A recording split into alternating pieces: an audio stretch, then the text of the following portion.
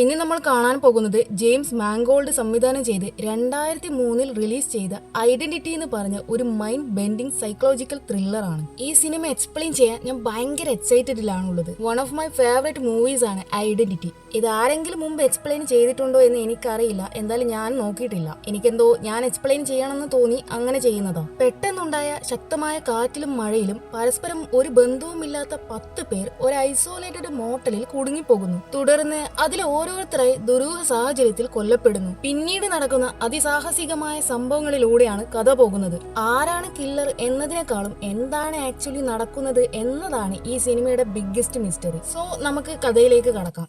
സിനിമയുടെ ഓപ്പണിംഗ് സീനിൽ മാൽക്കം എന്ന് പറയുന്ന പേഷ്യന്റിനോട് സംസാരിക്കുന്ന സൈക്കാട്രിസ്റ്റിനെ ആയിരിക്കും കാണിക്കുക. ഡോക്ടർ അവനോട് നിനക്ക് നിന്റെ അമ്മയെ പറ്റിയുള്ള കാര്യങ്ങൾ ഓർമ്മയുണ്ടോ എന്ന് ചോദിക്കുന്നു. അപ്പൊ അവൻ എന്റെ അമ്മ ഒരു പ്രോസ്റ്റിറ്റ്യൂട്ട് ആയിരുന്നു എന്ന് ഉത്തരം നൽകുകയാണ്. രണ്ടാമതായി ഡോക്ടർ 1998 മെയ് 10 ലേക്ക് വർത്ത് എന്ന് പറയുന്ന അപ്പാർട്ട്മെന്റിൽ വെച്ച് 6 പേരെ കൊന്നത് നിനക്ക് ഓർമ്മയുണ്ടോ? അത് നീ തന്നെയല്ലേ ചെയ്തത് എന്ന് ചോദിക്കുന്നു. അപ്പൊ മാൽക്കം അതിന് ആൻസർ കൊടുക്കാതെ അന്നാണ് എന്റെ ബർത്ത്ഡേ എന്ന് പറയുന്നു. അവിടുന്ന് കേട്ടിട്ട് അടുത്ത സീനിൽ 6 പേരെ കൊന്നത് കൊണ്ട് തന്നെ മാൽക്കമിനെ കോടതി തൂക്ക് കയറി കൊടുത്തിട്ട് അവനെ തൂക്കിലേറ്റുന്നതിന് ഏതാനും മണിക്കൂർ ബാക്കി നിൽക്കെ മാൽക്കമിന്റെ ലോയർ മാൽക്കമിന്റെ ഒരു ഡയറി കോടതിയിൽ സബ്മിറ്റ് ചെയ്യുകയാണ്. അപ്പൊ ആ ഡയറിയിൽ മാൽക്കമിന് മെന്റൽ ഇൽനെസ് തെളിയിക്കുന്നുള്ള കാര്യങ്ങളൊക്കെ ഉണ്ട്. അതുകൊണ്ട് തന്നെ തൂക്ക് കയറി തൽക്കാലത്തേക്ക് സ്റ്റേ ചെയ്തിട്ട് ഒരു മിഡ് നൈറ്റ് ഹിയറിംഗിന് കോടതി അനൗൺസ് ചെയ്തിട്ടാണുള്ളത്. വേറൊരു കാര്യം എന്താണെന്ന് വെച്ചാൽ ഇങ്ങനൊരു മിഡ് നൈറ്റ് ഹിയറിംഗ് വെച്ചത് പത്രക്കാർക്കോ അങ്ങനെ ആർക്കും അറിയില്ല. കോർട്ടിലെത്തിയതിനു ശേഷം മാൽക്കമിന്റെ പ്രോസിക്യൂട്ടർ അയാളുടെ ചീഫിനെ വിളിച്ചിട്ട് ഇങ്ങനെ മാൽക്കമിന്റെ വധശിക്ഷ കോർട്ട് സ്റ്റേ ചെയ്ത കാര്യങ്ങളെല്ലാം പറയുന്നു. അത് കേട്ട് ഇങ്ങേർക്ക് ഇളകുന്നുണ്ട്. പണ്ടാരമടങ്ങാനായിട്ട്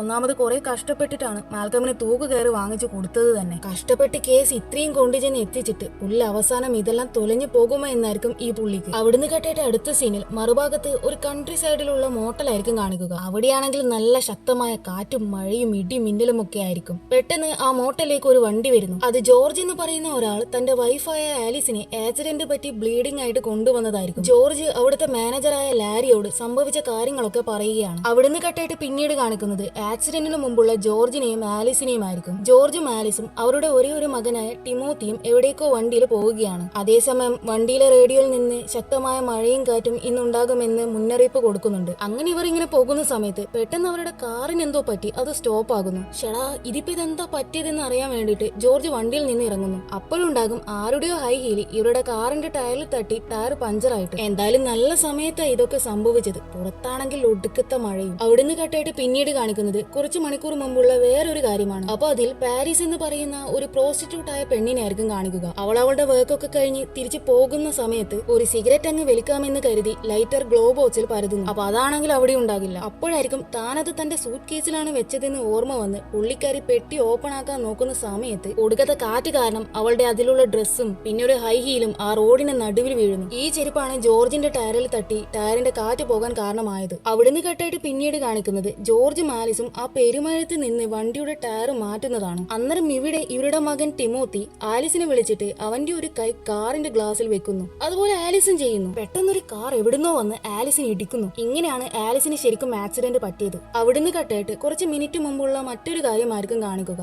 അതായത് കാരലൈൻ സൂസൻ എന്ന് പറയുന്ന ആക്ട്രസ് ലോസ് ആഞ്ചലസിലേക്ക് പോവുകയാണ്. പുള്ളിക്കാരി കുറെ കാലം മുമ്പ് സിനിമ ഇൻഡസ്ട്രിയിൽ കത്തി നിന്നൊരു സമയമുണ്ടായിരുന്നു. എന്നാൽ ഇപ്പൊ ആളുടെ ഒരു പടം വിജയിച്ചിട്ട് തന്നെ നൂറ്റാണ്ടുകളായി. അപ്പൊ അതിന്റേതായ ഫ്രസ്ട്രേഷൻ ഒക്കെ ആൾക്കുണ്ട്. അങ്ങനെ കാരലൈൻ ആരോടോ ഇങ്ങനെ സംസാരിച്ച് പോകുന്ന സമയത്ത് പെട്ടെന്ന് അവളുടെ ഫോണിന്റെ ചാർജ് കഴിയും. ശേഷം അവൾ അവളുടെ ഡ്രൈവറായ എഡിനോട് എടോ തന്റെ സീറ്റിന്റെ അടുത്ത് എന്റെ ഒരു സ്പെയർ ബാറ്ററി ഉണ്ട്, അതൊന്ന് എടുക്കെന്ന് പറയുന്നു. എഡ് അത് പരതുന്ന സമയത്താണ് അവന്റെ ശ്രദ്ധയൊന്ന് പാളി നേരെ ആലിസിനെ ഇടിച്ചത്. അത് കണ്ട് അവൻ വണ്ടിയിൽ നിന്ന് ഇറങ്ങാൻ നോക്കുമ്പോൾ കാരലൈൻ അവനോട് ഏയ് നീ ഇതെന്ത് ചെയ്യുന്നേ, നീ പൊട്ടനാണോ, നീ ഇപ്പൊ അവരുടെ അടുത്ത് പോയാൽ വണ്ടി ഇടിച്ചതിന്റെ റെസ്പോൺസിബിലിറ്റീസ് എല്ലാം നിന്റെ തലയിലാകുമെന്ന് വാണിംഗ് കൊടുക്കുന്നു. അതിനിപ്പോ എന്താ, ഇതിന്റെ റെസ്പോൺസിബിലിറ്റി തന്നെയാണല്ലോ, ഞാനാണല്ലോ ഇതെല്ലാം ഉണ്ടാക്കി വെച്ചതെന്ന് പറഞ്ഞ് അവൻ വണ്ടിയിൽ നിന്ന് പുറത്തിറങ്ങുന്നു. ആലിസിന്റെ ശരീരത്തിൽ നിന്നാണെങ്കിൽ ഒരുപാട് ബ്ലഡ് പോയിട്ടുണ്ടാകും. ഇവിടെ മറുഭാഗത്ത് പാരീസിന്റെ അവസ്ഥ നോക്കുകയാണെങ്കിൽ അതിശക്തമായ മഴ ആയതുകൊണ്ട് തന്നെ റോഡൊക്കെ വെള്ളപ്പൊക്കമായി വണ്ടിക്ക് പോകാൻ പറ്റാത്ത അവസ്ഥയായിട്ടുണ്ടാകും. ഏതായാലും ഇതിലൂടെ പോകാൻ പറ്റില്ല, വേറെ വഴിയിലൂടെ പോകാം എന്ന് കരുതി പാരീസ് റിവേഴ്സ് എടുക്കാൻ നോക്കുമ്പോൾ പിറകിലുണ്ടായ ഇലക്ട്രിക്കൽ പോസ്റ്റിൽ തട്ടി അവളുടെ വണ്ടി അങ്ങ് സ്റ്റോപ്പ് ആകുന്നു. വേറൊരു ഭാഗത്ത് എഡ് ആലിസിനെയും കൂട്ടിയിട്ട് കാരലൈന്റെ വണ്ടിയിൽ നേരത്തെ കണ്ട ആ മോട്ടലിലേക്ക് എത്തുന്നു. പിന്നീട് നടന്നതാണ് നമ്മൾ കുറച്ച് മുമ്പ് കണ്ടത്. ലാരി എഡിനോട് ഇവിടെ ഏകദേശം 30 മൈൽ അപ്പുറത്ത് ഒരു ഹോസ്പിറ്റൽ ഉണ്ടെന്ന് പറയുന്നു. അത് കേട്ട് എഡ് ജോർജിനോട് ആലീസിനെ ഉദ്ദേശിച്ചുകൊണ്ട് അവരുടെ കഴുത്തിൽ നിന്ന് ബ്ലഡ് നന്നായി പോകുന്നുണ്ട്, സോ നിങ്ങൾ ആ കഴുത്ത് നന്നായിട്ട് പ്രസ് ചെയ്ത് പിടിക്കുക, ഞാൻ പെട്ടെന്ന് പോയി ആംബുലൻസിനെ കൂട്ടിയിട്ട് ഇവിടെ എത്താമെന്ന് പറഞ്ഞ് അവൻ അവിടുന്ന് ഇറങ്ങുന്നു. എന്നിട്ട് എഡ് വണ്ടിയിൽ നിന്ന് കാരലൈന്റെ പെട്ടിയും സാധനങ്ങളും ഒക്കെ എടുത്ത് പുറത്ത് വെക്കുകയാണ്. കാരലൈൻ ആണെങ്കിൽ അമ്പിനും വില്ലിനും അടുക്കുന്നുണ്ടാകില്ല. നീ ഇതെന്താ ഈ ചെയ്യുന്നേ? എഡ് എന്ത് പറഞ്ഞാലും ശരി, ഞാൻ ഇവിടെ നിൽക്കില്ല, ഇതെന്റെ കാറാണ്, നീ എന്റെ ഡ്രൈവറും, സോ മര്യാദയ്ക്ക് ആ പുറത്തെടുത്ത് വെച്ച എന്റെ സാധനങ്ങളെല്ലാം എടുത്ത് വീണ്ടും വണ്ടിയിൽ തിരിച്ചു വെച്ചോ എന്ന് അവൾ പറയുന്നു. എഡ് ആ പറഞ്ഞതൊന്നും കേട്ട ഭാവം പോലും നടിക്കാതെ അവളെയും പിടിച്ച് വലിച്ച് പുറത്തേക്ക് എടുത്തിട്ട് നേരെ ആംബുലൻസിനെ വിളിക്കാൻ വേണ്ടി ധൃതിയിൽ എവിടുന്ന് പോകുന്നു. ഇവിടെ പാരീസ് ആണെങ്കിൽ കുടുങ്ങിക്കിടക്കുന്ന അവസ്ഥയിലായിരിക്കും. വണ്ടി പരമാവധി സ്റ്റാർട്ടാക്കാൻ നോക്കുന്നുണ്ട്, പക്ഷെ അവളെ കൊണ്ട് പറ്റുന്നില്ല. ആകെ മൊത്തം കാറ്റും മഴയും ഒന്നും പറയണ്ട. പുല്ലി ഇനി എന്ത് ചെയ്യുമെന്ന് വിചാരിക്കുന്ന സമയത്താണ് എഡിന്റെ വണ്ടി അതിലൂടെ വരുന്നത് അവൾ കാണുന്നത്. അവൾ വേഗം എഡിന്റെ അടുത്ത് ഓടിപ്പോയി കാര്യങ്ങളെല്ലാം പറഞ്ഞതിന് ശേഷം പ്ലീസ് എനിക്കൊരു ലിഫ്റ്റ് തരാമോ, വേറെ വഴിയില്ലാത്തത് കൊണ്ടാ. സംഭവങ്ങളെല്ലാം കേട്ട എഡ് ഓക്കെ കയറിക്കോളൂ എന്ന് മറുപടി കൊടുക്കുന്നു. ശേഷം ഇവൻ നേരത്തെ പാരീസ് ഡ്രൈവ് ചെയ്ത് വന്ന വഴിയിലൂടെ ആയിരിക്കും പോവുക. അവിടെയാണെങ്കിൽ ഓൾറെഡി വെള്ളപ്പൊക്കമാണല്ലോ, അതിലൂടെ മാത്രമേ ഹോസ്പിറ്റലിലേക്ക് പോകാനും പറ്റുകയുള്ളൂ, വേറെ വഴിയുമില്ല. എഡ് പോകുന്നത് ഏത് വഴിയാണെന്ന് മനസ്സിലാക്കിയ പാരീസ് അതെ അതുവഴി പോകാൻ പറ്റില്ല, അവിടെ മൊത്തം വെള്ളപ്പൊക്കമാണെന്ന് പറയുന്നു. പക്ഷെ എഡിന് എത്രയും പെട്ടെന്ന് ഹോസ്പിറ്റലിലേക്ക് എത്തിയേ പറ്റുള്ളൂ, ഏതായാലും നമുക്ക് പോയി നോക്കാം എന്ന് പറഞ്ഞ് അവൻ അതേ വഴി പോകുന്നു. ഇവിടെ നമ്മളുടെ കാരലൈൻ വേറെ വഴിയില്ലാത്തത് കൊണ്ട് തന്നെ അപ്പോഴേക്കും കുറച്ച് മണിക്കൂറത്തേക്ക് മാത്രമായിട്ട് ആ മോട്ടലിലേക്ക് റൂമൊക്കെ എടുത്തിട്ടുണ്ടാകും. എഡും പാരീസും അങ്ങനെ മുന്നോട്ട് പോകുമ്പോൾ പാരീസ് പറഞ്ഞതുപോലെ തന്നെ അവിടെ റോഡ് മൊത്തം വെള്ളമായിരിക്കും. നോക്ക്, ഞാൻ അപ്പോഴേ നിങ്ങളോട് ഈ കാര്യം പറഞ്ഞതല്ലേ എന്ന് പാരീസ്. വേറൊരു കാര്യം എന്താണെന്ന് വെച്ചാൽ എഡ് ഒന്നും നോക്കാതെ ഇടിച്ചു കയറി പോയത് കൊണ്ട് തന്നെ അവരുടെ ആ വണ്ടി പൂണ്ടു പോയിട്ടുണ്ടാകും. അതാണെങ്കിൽ ഒന്ന് റിവേഴ്സ് എടുക്കാനും പറ്റുന്നുണ്ടാകില്ല. അന്നേരമായിരിക്കും വേറെ വണ്ടി അതുവഴി വരുന്നേ. അതിൽ കപ്പിൾസ് ആയ ജിന്നിയും ലൂവും ആയിരിക്കും ഉണ്ടാവുക. എഡ് അവരോട് എക്സ്ക്യൂസ് മീ, നിങ്ങളുടെ കയ്യിൽ ഫോണുണ്ടോ? ഒരു ലേഡിക്ക് ആക്സിഡന്റ് പറ്റി, ആംബുലൻസ് വിളിക്കാൻ വേണ്ടിയാണെന്ന് പറയുന്നു. അറിയാത്ത ഒരാൾ പെട്ടെന്ന് റോഡിന്റെ നടുവിൽ വന്ന് ഫോൺ ആവശ്യപ്പെട്ടത് കൊണ്ട് തന്നെ ഇവർക്ക് എന്തോ എഡിന്റെ മേലെ ഡൗട്ട് തോന്നുന്നുണ്ട്. ഇല്ല ഞങ്ങളുടെ കയ്യിൽ ഫോണൊന്നുമില്ല, മാത്രമല്ല നിങ്ങളെ ഞങ്ങൾക്ക് അറിയുക പോലുമില്ല, പിന്നെ ഇവിടെ അങ്ങനെ ഒരു ആക്സിഡന്റ് നടന്നതായിട്ട് ഞങ്ങൾ കണ്ടിട്ടില്ല എന്ന് ലൂ പറയുന്നു. അന്നേരം എഡ് ഇനി എന്തായാലും ഹോസ്പിറ്റലിൽ പോകാൻ പറ്റാത്തത് കൊണ്ട് തന്നെ ലൂവിന്റെ കോളറിൽ പിടിച്ചിട്ട് മര്യാദയ്ക്ക് വണ്ടി എടുത്ത് മോട്ടലിലേക്ക് പോ എന്ന് പറഞ്ഞ് ഭീഷണിപ്പെടുത്തുന്നു. അങ്ങനെ അവൻ പേടിച്ച് അവരെയും കൂട്ടി വണ്ടി എടുത്ത് നേരെ ആ മോട്ടലിലേക്ക് പോകുന്നു. അവിടെ എത്തിയ എഡ് ലാരിയോട് ഇനി എന്തായാലും ഇപ്പോ ഹോസ്പിറ്റലിൽ പോകാൻ പറ്റില്ല, റോഡ് മുഴുവനും വെള്ളമാണെന്ന് പറയുന്നു. എന്നിട്ട് ഇപ്പൊ ആലീസിന് എങ്ങനെയുണ്ടെന്ന് എഡ് ചോദിക്കുമ്പോൾ അവരുടെ കണ്ടീഷൻ എങ്ങനെയുണ്ടെന്ന് എനിക്ക് അറിയില്ല, പക്ഷേ അവരിപ്പോൾ റൂം നമ്പർ 4-ലാണെന്ന് ലാരി പറയുന്നു. അങ്ങനെ എഡ് ആലീസിനെ കാണാൻ വേണ്ടി പോവുകയാണ്. ശേഷം പാരീസ് അവിടെ റൂം എടുക്കാൻ വേണ്ടിയിട്ട് ലാരിയോട് അതിനെപ്പറ്റി ചോദിക്കുന്നുണ്ട്. എന്നാൽ ലാരിക്ക് അവൾ ഒരു പ്രോസ്റ്റിറ്റ്യൂട്ട് ആണെന്നുള്ള കാര്യം അറിയാം. അവനാണെങ്കിൽ ഈ പ്രോസ്റ്റിറ്റ്യൂട്ടേഴ്സിനെ കണ്ണെടുത്ത കണ്ടുകൂടാ. അതുകൊണ്ട് ലാരി അവളോട് നിനക്കിവിടെ റൂമില്ല എന്ന് പറയുന്നു. എന്നാൽ അവൻ ജിന്നിക്കും ലൂനും റൂം കൊടുക്കുന്നുണ്ട്. ആ സമയം ആ മോട്ടലിലേക്ക് റോഡ് എന്ന് പറയുന്ന ഒരു പോലീസ് ഓഫീസർ ഒരു തടവുകാരനെയും കൂട്ടിയിട്ട് വരികയാണ്. എന്നിട്ട് റോഡ് ലാരിയോട് വെള്ളപ്പൊക്കമായതുകൊണ്ട് തന്നെ ഞങ്ങൾക്ക് ഇനി എവിടെയും പോകാൻ പറ്റില്ല, സോ ഞങ്ങൾക്കൊരു റൂം വേണമെന്നും പറയുന്നു. റോഡിനെ കണ്ട എഡ് അല്ല നിങ്ങളുടെ കയ്യിൽ വോക്കി ടോക്കി ഇരിപ്പുണ്ടോ? ഇവിടെ ഒരാൾക്ക് ആക്സിഡന്റ് പറ്റിയിട്ടുണ്ട്, അവർക്ക് വേണ്ടി ആംബുലൻസിനെ വിളിക്കാനാണെന്ന് പറയുന്നു. അന്നേരം റോഡ് അതൊന്നും വർക്ക് ആകുന്നില്ല, കഴിഞ്ഞ 1 മണിക്കൂറായിട്ട് ഇങ്ങനെ തന്നെയാണ് അവസ്ഥ എന്ന് പറയുന്നു. അപ്പൊ എഡ് ലാരിയോട് ആലീസിന്റെ മുറിവ് സ്റ്റിച്ച് ചെയ്യാൻ വേണ്ടി ഒരു സൂചിയും നൂലും കിട്ടാൻ വഴിയുണ്ടോ എന്ന് ചോദിക്കുമ്പോൾ ചിലപ്പോൾ അകത്തുണ്ടാകും, ഞാൻ അത് എടുത്തു തരാമെന്ന് ലാരി പറയുന്നു. എന്നിട്ട് ലാരി റോഡിനോട് നിങ്ങൾ റൂം നമ്പർ 10-ലേക്ക് പോയിക്കോളൂ, ഞാൻ നിങ്ങളുടെ ചാവിയായിട്ട് അവിടേക്ക് വരാമെന്ന് പറയുന്നു. അങ്ങനെ അവിടുന്ന് കേട്ടായിട്ട് ശേഷം എഡ് ആലീസിന്റെ മുറിവ് സ്റ്റിച്ച് ചെയ്യുന്നുണ്ട്. അത് കണ്ട് ജോർജ് അല്ല നീ ഇതൊക്കെ എവിടുന്നാ പഠിച്ചതെന്ന് ചോദിക്കുമ്പോൾ ഞാൻ വേറെ ഒരാൾ ചെയ്തത് കണ്ട് പഠിച്ചതാണെന്ന് ഇവൻ പറയുന്നു. ഇത്ര നേരമായിട്ടും തിമോത്തി ഒന്നും മിണ്ടാത്തത് കണ്ട് എഡ് ജോർജിനോട് അല്ല അവൻ ഓക്കെ അല്ലേ, ആക്സിഡന്റ് കഴിഞ്ഞിട്ട് ഇത്ര നേരമായിട്ടും അവനൊന്നും മിണ്ടിയത് കണ്ടില്ലല്ലോ എന്ന് പറയുന്നു.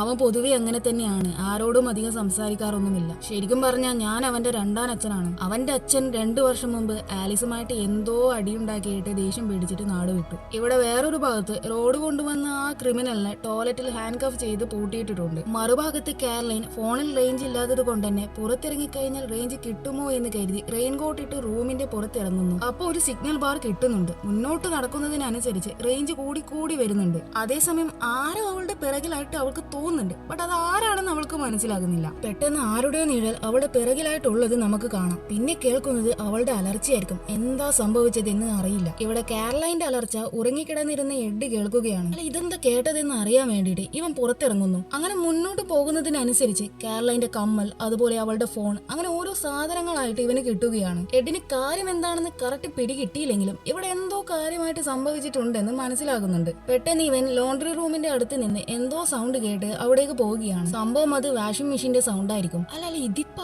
ഓൺ ചെയ്യാനാ? ശേഷം അവൻ അത് ഓഫ് ചെയ്യുന്നു. അപ്പോഴുണ്ടാകും അതിലൊരു വാഷിംഗ് മെഷീന്റെ അകത്ത് കാരലൈന്റെ തല മാത്രം കിടക്കുന്നു. ഇതാരടാ ചെയ്തതെന്ന് ഇവൻ ചിന്തിക്കുകയാണ്. അപ്പോഴേക്കും റോഡും ലാരിയും അവിടെ എത്തുന്നുണ്ട്. അവരും ഈ ദൃശ്യം കാണുന്നു. ആരാ ഇത് ചെയ്തത്, എപ്പോഴാ ഇത് നടന്നതെന്ന് എത്ര ആലോചിച്ചിട്ടും ഇവന്മാർക്ക് മനസ്സിലാകില്ല. അപ്പോഴുണ്ടാകും അവിടെ കാരലൈന്റെ തലയുടെ അടുത്തായിട്ട് റൂം നമ്പർ 10ന്റെ ചാവി. അപ്പൊ റൂം നമ്പർ 10 റോഡിന്റെ ആയിരിക്കും. ഇനി ഇതിന്റെ എല്ലാം പിന്നിൽ റോഡിന്റെ കൂടെ വന്ന ആ ക്രിമിനൽ ആണോ എന്ന് തോന്നി ഇവർ 3 പേരും കൂടി റോഡിന്റെ റൂമിൽ പോയിട്ട് അവിടുത്തെ ടോയ്ലറ്റിൽ കയറി നോക്കുന്നു. അപ്പൊ അതിലാ ചങ്ങായി ഉണ്ടാകില്ല, അവൻ തന്നെയാണ് ഇതിന്റെ എല്ലാം പിന്നിലെന്ന് ഇവർക്ക് 3 പേർക്ക് മനസ്സിലാക്കുന്നു. മറുഭാഗത്ത് ഇവിടെ ട്രയൽ തുടങ്ങുന്നതിന് മുമ്പ് മാൽക്കമിന്റെ ലോയർ, എന്റെ ക്ലയന്റ് വരുന്നത് വരെ നമുക്ക് വെയിറ്റ് ചെയ്തൂടെ, കാരണം അവന്റെ മനോനിലയെ പറ്റി പറയാനാണല്ലോ ഈ സമയം നമ്മൾ ഈ ട്രയൽ വെച്ചത് തന്നെ. ഈ ഒരു സിറ്റുവേഷനിൽ എന്റെ ക്ലയന്റും ഉണ്ടാകേണ്ടതല്ലേ എന്ന് പറയുന്നു. എന്ത് മനോനിലയോ? 6 പേരെ കണ്ണിൽ ചോരയില്ലാതെ കൊന്നവന്റെ കാര്യമാണോ താനീ പറയുന്നത്? തനിക്കിപ്പോ സമയം എത്രയാണെന്ന് വല്ല ബോധമുണ്ടോ? ഇതെന്താ പിള്ളേര് കളിയാണെന്നാണോ താനൊക്കെ വിചാരിച്ചു വെച്ചിരിക്കുന്നത്? ഞാൻ ഓൾറെഡി ഈ കേസിന്റെ വിധി പറഞ്ഞതാണ്. എന്നിട്ടിപ്പോ ഇതാ ഒന്നും കൂടി. തന്റെ ആ ക്ലയന്റ് വരുന്നത് വരെ ഈ കോപ്പിലെ കേസ് പെട്ടെന്നൊന്ന് വാദിക്ക്. ഇവിടെ മോട്ടലിലാണെങ്കിൽ കാരലൈന്റെ മരണവും ആ തടവുകാരന്റെ രക്ഷപ്പെടലും ബാക്കി എല്ലാവരും അറിഞ്ഞ് വൻ സീനായിട്ടുണ്ടാകും. എഡ് എല്ലാവരെയും ഒരുവിധം പറഞ്ഞ് ആശ്വസിപ്പിക്കാൻ നോക്കുന്നുണ്ട്. ബട്ട് അത് നടക്കുന്നില്ല. കാര്യങ്ങളൊന്നും അവന്റെ കൺട്രോളിൽ ആകുന്നില്ല. അല്ലെങ്കിൽ തന്നെ എങ്ങനെ ആശ്വസിപ്പിക്കാൻ? കൊലപാതകം ചെയ്തവൻ ഇപ്പോഴും പുറത്ത് എവിടെയോ ഉണ്ട്. അങ്ങനെ എഡ് റോഡിനെയും കൂട്ടിയിട്ട് ആ തടവുകാരനെ അന്വേഷിക്കാൻ വേണ്ടി പുറത്തിറങ്ങുകയാണ്. അപ്പോഴായിരിക്കും റോഡ് എഡിനോട് ഈ ക്രിമിനൽ മുമ്പ് ഒരുപാട് ആളുകളെ കൊന്നിട്ടുള്ള കാര്യം പറയുന്നേ. ഇവിടെ ജിന്നി ഈ മോട്ടലിൽ എന്തൊക്കെയോ നടക്കുന്നുണ്ട്, എന്തൊക്കെയോ പ്രശ്നമുണ്ട്, നമുക്ക് ഇവിടുന്ന് എങ്ങനെയും പോകണം പറഞ്ഞ് സാധനങ്ങളൊക്കെ എടുക്കാൻ പോകുമ്പോൾ അവളുടെ പിറകെ ലൂവും പോകുന്നുണ്ട്. എന്നിട്ട് അവൻ അവളോട്, എടി ഈ ഒരു അവസ്ഥയിൽ നമുക്ക് എവിടെയും പോകാൻ പറ്റില്ല, നീ സിറ്റുവേഷൻ ഒന്ന് മനസ്സിലാക്ക്, പുറത്ത് മൊത്തം വെള്ളപ്പൊക്കമാണെന്ന് പരമാവധി അവൻ പറയുന്നുണ്ട്. ബട്ട് അവൾ അതൊന്നും മൈൻഡ് ചെയ്യില്ല. എന്നിട്ട് അവൾ, ഞാൻ പ്രഗ്നന്റ് ഒന്നുമല്ല, ഞാൻ നിന്നോട് കള്ളം പറഞ്ഞതാണെന്ന് പറഞ്ഞ് ബാത്റൂമിൽ കയറി അവൻ എന്തേലും പറഞ്ഞാലോ ചെയ്താലോ പേടിച്ച് ഡോർ ലോക്ക് ചെയ്യുന്നു. അപ്പൊ ലൂ അത് കേട്ട് മിണ്ടാതിരിക്കില്ല. അവൻ ദേഷ്യത്തിൽ, എടി നീ എന്തുകൊണ്ട് എന്നോട് കള്ളം പറഞ്ഞത്, വാതിൽ തുറക്കെന്ന് പറഞ്ഞ് ബഹളം വെക്കും. ലൂ നീ ഒന്ന് കാമാകുന്നത് വരെ ഞാൻ ഡോർ എത്ര പറഞ്ഞാലും തുറക്കില്ല എന്ന് ഇവളും. അങ്ങനെ കുറച്ചു സമയം കഴിഞ്ഞ് ലൂവിന്റെ ശബ്ദം കേൾക്കില്ല. ഇത്ര നേരം ബഹളം വെച്ചവന് പെട്ടെന്ന് ഇപ്പൊ ഇതെന്താ പറ്റിയതെന്ന് അറിയാൻ വേണ്ടിട്ട് അവൾ മെല്ലെ ആ വാതിൽ തുറക്കുന്നു. അപ്പൊ അവൾ കാണുന്നത് മഴ പോലത്തെ എന്തോ ഒന്ന് എടുത്തുകൊണ്ട് അവളുടെ അടുത്തേക്ക് വരുന്ന ഒരു നിഴൽ രൂപമായിരിക്കും. ഇതാരാ എന്ന് ഇവൾക്ക് മനസ്സിലാകില്ല. പേടിച്ച് വിറച്ച് ഒരു പരിവായി അലറിക്കൊണ്ട് അവിടുത്തെ ആ ജനൽ വഴി പുറത്തേക്ക് അവൾ ചാടുന്നു. അന്നേരം അവൾ റോഡിനെ അവിടെ കാണുന്നു. എന്നിട്ട് അവനോട് കാര്യങ്ങളെല്ലാം പറയുന്നു. പിന്നെ ഒന്നും നോക്കില്ല. റോഡും അവിടെ ഉണ്ടായിരുന്നവരെല്ലാവരും ജിമ്മും ലൂവും ഉണ്ടായിരുന്ന റൂമിലേക്ക് പോയി നോക്കുമ്പോൾ കണ്ടത് കൊല്ലപ്പെട്ട് കിടക്കുന്ന ലൂനിയായിരിക്കും. മറുഭാഗത്ത് ഇവിടെ ആ ക്രിമിനൽ ഓടി രക്ഷപ്പെടുകയാണ്. അങ്ങനെ അവൻ ഓടി ഓടി മുമ്പോട്ടേക്ക് എത്തുമ്പോൾ അവിടെ ഒരു വീട് പോലത്തെ എന്തോന്ന് കണ്ട് അവൻ അതിന്റെ അകത്തേക്ക് കയറുന്നു. അപ്പോഴായിരിക്കും അവനൊരു കാര്യം കത്തുന്നേ. അവൻ ഇപ്പൊ ഓടിക്കയറിയത്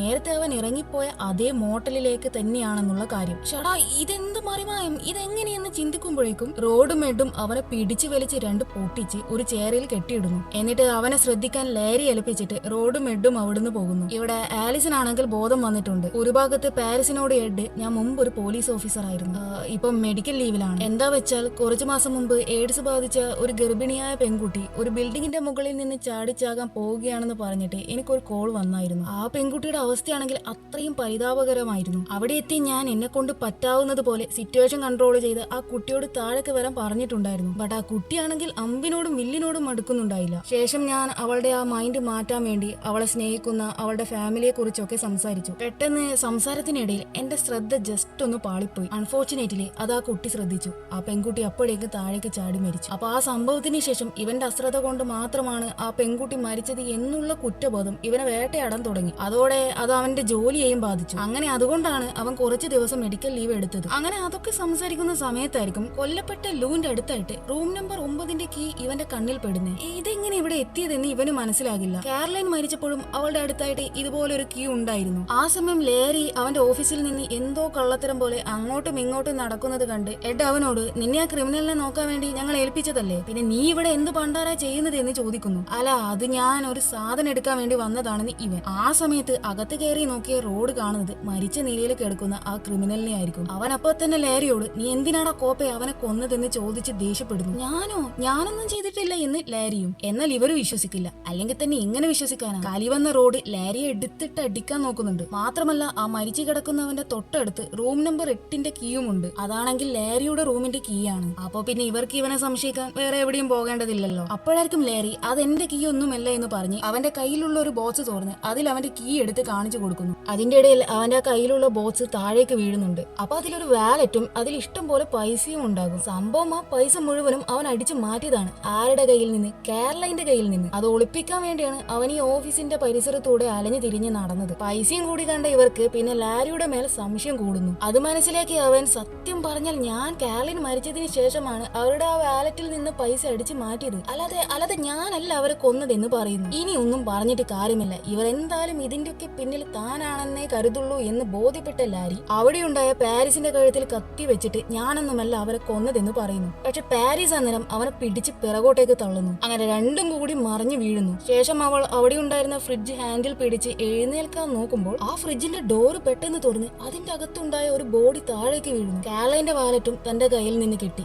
ഇവിടത്തെ ഫ്രിഡ്ജിൽ നിന്നും ഒരു ബോഡിയും കിട്ടി. ഇനി ഇവമാർ താൻ എന്ത് കുന്തം പറഞ്ഞാലും വിശ്വസിക്കില്ല, എല്ലാം തന്റെ തലയിലാക്കുമെന്ന് മനസ്സിലാക്കിയ ലാരി പെട്ടെന്ന് പുറത്തേക്കൂടി അവിടെ കിടന്ന ഒരു വണ്ടി എടുത്ത് ഒന്നും നോക്കാതെ സ്പീഡിൽ പോകാൻ നോക്കുന്നു. ആ സമയം നമ്മുടെ ടിമോത്തി ആ വഴിയുടെ നടുവിൽ നിൽക്കുന്നതായിട്ട് ജോർജ് കാണുന്നു. ജോർജ് പെട്ടെന്ന് അവനെ പിടിച്ചു മാറ്റുന്ന ധൃതിയിൽ ലാരിയുടെ വണ്ടി ജോർജിന്റെ ദേഹത്ത് കയറി ജോർജ് അവിടെ വെച്ച് തന്നെ മരിക്കുന്നു. ഇവിടെ കോർട്ടിൽ മാൽക്കമിന്റെ ലോയർ മാൽക്കമിന് മെന്റൽ ഇൽനെസ് ഉണ്ടെന്നും അത് മൾട്ടിപ്പിൾ പേഴ്സണാലിറ്റി ഡിസോർഡർ ആണെന്നും 1986 സുപ്രീം കോടതി വിധി പ്രകാരം താൻ ചെയ്ത കൊലപാതകങ്ങളെ പറ്റി സ്വയം അറിവില്ലാത്ത ഒരാളെ തൂക്കിക്കൊല്ലാൻ പാടില്ല എന്ന് പറഞ്ഞിട്ടുണ്ട് എന്ന് പറയുന്നു. എന്നിട്ട് മാൽക്കമിന്റെ ആ ഡയറി ജഡ്ജിന് കാണിച്ചു കൊടുക്കുന്നു. അപ്പൊ ആ ഡയറിയിൽ മാൽക്കം മുമ്പ് അപ്പാർട്ട്മെന്റിൽ നടന്ന കൊലപാതകത്തെ പറ്റിയുള്ള കാര്യങ്ങളൊക്കെ എഴുതിയിട്ടുണ്ട്. ആ എഴുതിയത് മുഴുവനും ഡിഫറെന്റ് ഹാൻഡ് റൈറ്റിംഗ്സിലായിരിക്കും, അതായത് മാൽക്കമിന്റെ ഓരോ പേഴ്സണാലിറ്റീസിന്റെയും ഹാൻഡ് റൈറ്റിംഗ്സ്. അന്നേരം മാൽക്കമിന്റെ ഡോക്ടർ മാൽക്കമിന് MPD ഉണ്ടെന്നും മാൽക്കം ഇപ്പൊ തന്റെ അണ്ടറിൽ ട്രീറ്റ്മെന്റ് എടുക്കുകയാണെന്നും പറയുന്നു. അപ്പോഴേക്കും ഗാർഡ്സ് അവിടെ മാൽക്കമിനെ കൊണ്ടുവരികയാണ്. ഇവിടെ ലാരി ഇവരോട്, ഞാൻ സത്യമായിട്ടും അറിഞ്ഞുകൊണ്ട് ചെയ്തതല്ല,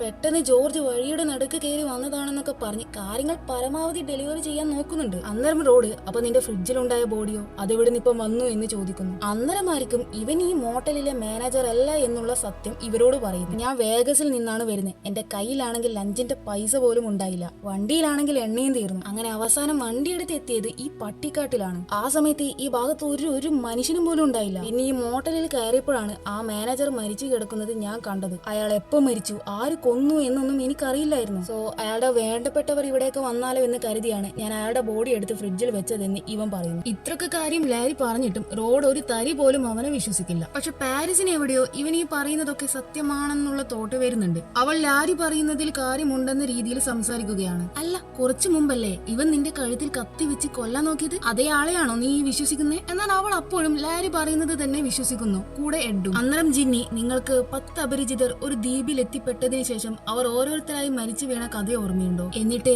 പിന്നീട് അവർക്ക് മനസ്സിലായി അവർ അപരിചിതരല്ല, പകരം അവർ എന്തൊക്കെയോ രീതിയിൽ പരസ്പരം കണക്റ്റഡ് ആണെന്നുള്ള കാര്യം. ഇനി നമ്മൾ തമ്മിൽ എന്തെങ്കിലും ബന്ധമുണ്ടോ എന്ന് കരുതി പാരീസ് റോഡിനോട്, നിങ്ങൾ എവിടേക്കാ കുറ്റവാളിയും കൊണ്ട് ശരിക്കും പോകുന്നത്? കാഴ്സൺ സിറ്റിയിലേക്ക്. ഓ ആണോ, ഞാൻ എന്റെ നാടായ ഫ്ലോറിഡയിലേക്കാണ് പോകുന്നത്.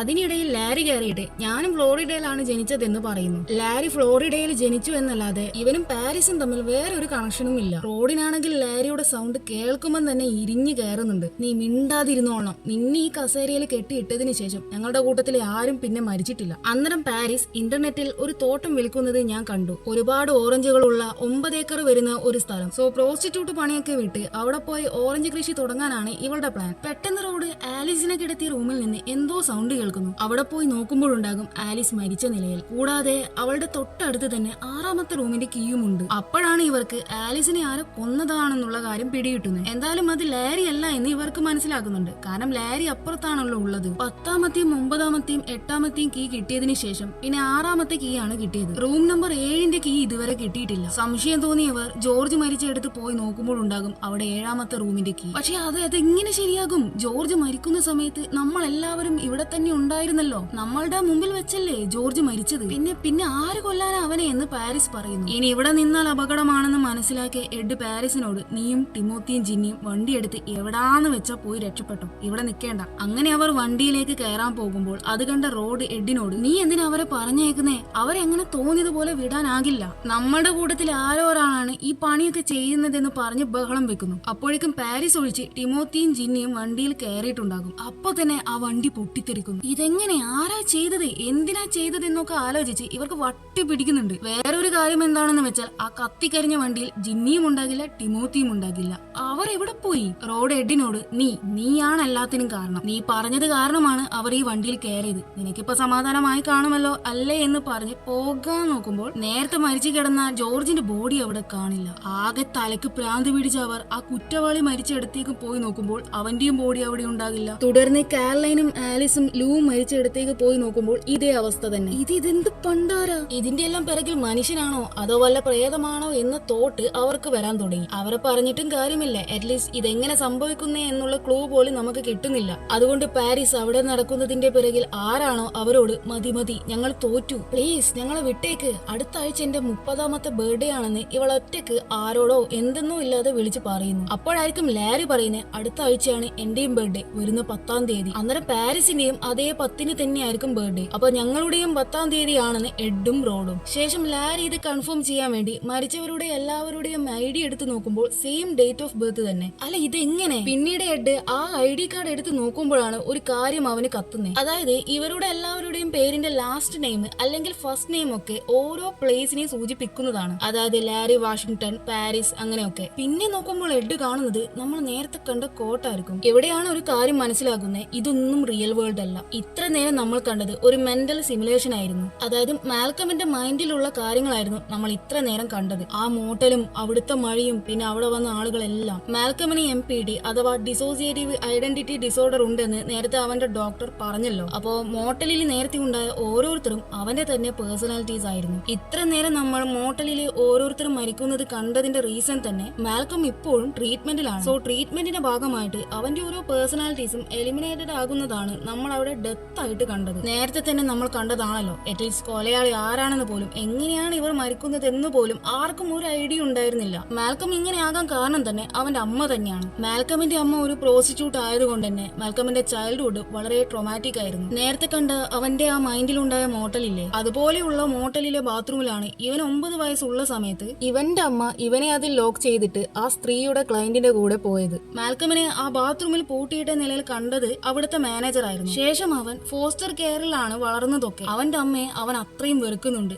ആ ഒരു കാരണത്താൽ അവന്റെ ഉള്ളിൽ ഒരു സൈക്കോളജിക്കൽ കോൺഫ്ലിക്റ്റ് നടക്കുന്നത് കൊണ്ടാണ് മാൽക്കമിലെ ലാരി എന്ന പേഴ്സണാലിറ്റിക്ക് പാരീസ് എന്ന പ്രോസ്റ്റിറ്റ്യൂട്ടായ പേഴ്സണാലിറ്റിയോട് ഇത്ര ദേഷ്യം. അപ്പൊ മാൽക്കമിലെ ഈ പേഴ്സണാലിറ്റിയിലെ ഏതോ ഒരു പേഴ്സണാലിറ്റിയാണ് 1998 മെയ് 10ന് ലേക്ക് വർത്ത് എന്ന അപ്പാർട്ട്മെന്റിൽ വെച്ച് 6 പേരെ കൊന്നത്. അത് എഡിന്റെ പേഴ്സണാലിറ്റി ആണെന്നാണ് ഡോക്ടറൊക്കെ വിചാരിച്ചു വെച്ചിരിക്കുന്നത്. ഇവിടെ പ്രസന്റിൽ മാൽക്കമിനൊന്നും മനസ്സിലാകില്ല. അവനിപ്പോൾ എഡിന്റെ പേഴ്സണാലിറ്റിയിലാണുള്ളത്. അവന്റെ ചുറ്റിലുമുള്ളത് ആരൊക്കെയാണെന്നൊന്നും മനസ്സിലാകുന്നില്ല. അവന്റെ ഡോക്ടർ അവന്റെ തന്നെ ഫോട്ടോ കാണിച്ചിട്ട് പോലും അത് താനാണെന്നുള്ള കാര്യം മാൽക്കമിന് തിരിച്ചറിയാൻ പറ്റുന്നില്ല. ശേഷം ഡോക്ടർ ഒരു കണ്ണാടി അവന്റെ മുമ്പിൽ വെച്ച് അവന്റെ മുഖം കാണിച്ചു കൊടുക്കുന്നു. അവന്റെ ഒറിജിനൽ ഫേസ് കണ്ടിട്ടും അപ്പോഴും ഇത് ഞാനല്ല, ഞാനൊരു പോലീസ് ഓഫീസർ ആയിരുന്നു, ബാക്കിയുള്ളവർക്ക് എവിടെ, അവർ എവിടെ എന്ന് പറഞ്ഞ് ഇവൻ ബഹളം വെക്കുകയാണ്. അവന് റിയാലിറ്റി എന്താണെന്ന് മനസ്സിലാക്കാനോ അത് ആക്സെപ്റ്റ് ചെയ്യാനോ സാധിക്കുന്നില്ല. അപ്പോഴാണ് ഡോക്ടർ മാൽക്കമിന് സംഭവിക്കുന്ന കാര്യങ്ങളൊക്കെ അവനോട് തന്നെ പറയുന്നത്. ഡോക്ടർ എത്രയൊക്കെ പറഞ്ഞ് മനസ്സിലാക്കി കൊടുത്തിട്ടും വീണ്ടും അവന്റെ മൈൻഡ് ആ മെന്റൽ സിമുലേഷനിലേക്കാണ് പോകുന്നത്. ഇവിടെ പാരീസ് റോഡിന്റെ വണ്ടിയെടുത്ത് അവിടുന്ന് രക്ഷപ്പെടാൻ പോവുകയാണ്. അന്നേരം ആ വണ്ടിയിൽ നിന്ന് അവൾക്കൊരു ഫയൽ കിട്ടുന്നു. അപ്പൊ അത് വേറൊന്നുമല്ല,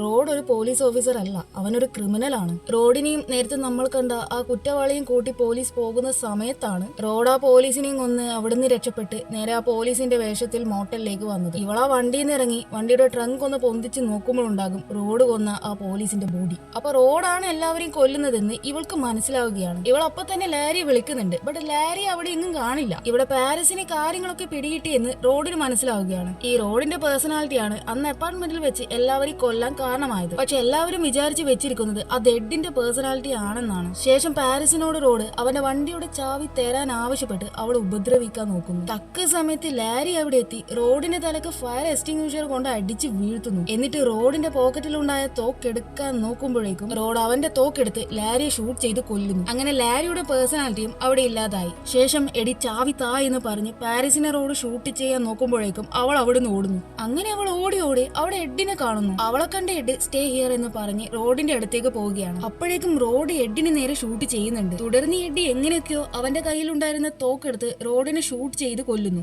അപ്പോഴേക്കും റോഡ് ഷൂട്ട് ചെയ്തത് കൊണ്ട് തന്നെ എഡും മരിക്കുന്നുണ്ട്. അവസാനം ഇവിടെ പാരീസിന്റെ പേഴ്സണാലിറ്റി മാത്രം ബാക്കിയായി. അങ്ങനെ അവിടുന്ന് കട്ടായിട്ട് എല്ലാം കഴിഞ്ഞ് പിറ്റേ ദിവസം പാരീസ് അവളുടെ നാടായ ഫ്ലോറിഡയിലേക്ക് പോകുന്നു. ബാക്കിയുള്ള പേഴ്സണാലിറ്റിയെ അപേക്ഷിച്ച് നോക്കുമ്പോൾ ഇവളുടെ പേഴ്സണാലിറ്റി നല്ലതാണ്. സോ മാൽക്കം പാരീസിന്റെ പേഴ്സണാലിറ്റിയിലൂടെയാണ് ഇപ്പൊ ജീവിക്കുന്നത്. ഇതെല്ലാം കണ്ട് കോർട്ടിന് മാൽക്കമിന് മെന്റൽ ഇൽനെസ് ഉണ്ടെന്ന് കൺഫേം ആവുകയാണ്. തുടർന്ന് അവന് കൊടുത്ത തൂക്കുകയർ പിൻവലിച്ച് മാൽക്കമിനെ സൈക്കാട്രിക് ഹോസ്പിറ്റലിലേക്ക് അയക്കാൻ കോടതി തീരുമാനിക്കുകയാണ്. അവിടുന്ന് കട്ടായിട്ട് പിന്നെ കാണിക്കുന്നത് വീണ്ടും മാൽക്കമിന്റെ മെന്റൽ സിമുലേഷൻ ആണ്. പാരീസ് അങ്ങനെ ഫ്ലോറിഡ ഫ്ലോറിഡയിൽ പോയി ഓറഞ്ച് കൃഷിയൊക്കെ ചെയ്യുന്ന സമയത്തായിരിക്കും അവൾക്കന്ന് മോട്ടലിൽ ഓരോരുത്തരും മരിക്കുന്ന സമയത്തുണ്ടായ കീ അവിടെ കിട്ടുക. അവൾ നോക്കുമ്പോൾ ഉണ്ടാകും അവിടെ ടിമോത്തി.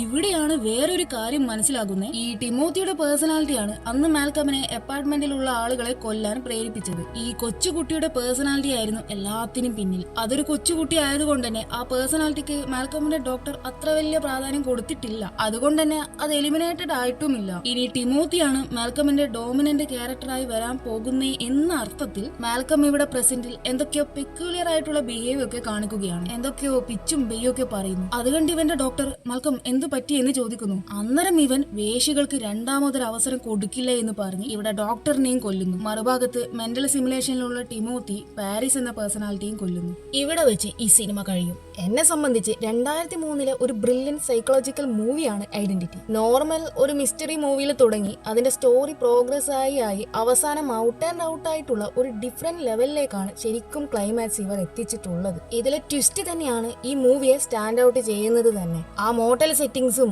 ആ മഴയും പിന്നെ ആ സറൗണ്ടിങ്സും ഒക്കെ നമ്മളെ കൂടെ ആ സിറ്റുവേഷനിലേക്ക് കൊണ്ടുചെന്ന് എത്തിക്കുന്നത് പോലെ ആയിട്ടാണ് തോന്നുക. ശരിക്കും നമ്മൾ അതിൽ ട്രാപ്പായ ഒരു ഫീൽ. അത്രക്കും ഗംഭീരമായിട്ടാണ് ഈ സിനിമ ഇവന്മാർ എടുത്ത് വെച്ചിരിക്കുന്നത് തന്നെ. So do watch this movie and let me no your opinions in the comments. അപ്പൊ അടുത്ത ദിവസം ഞാൻ മറ്റൊരു വീഡിയോ ആയിട്ട് വരാം.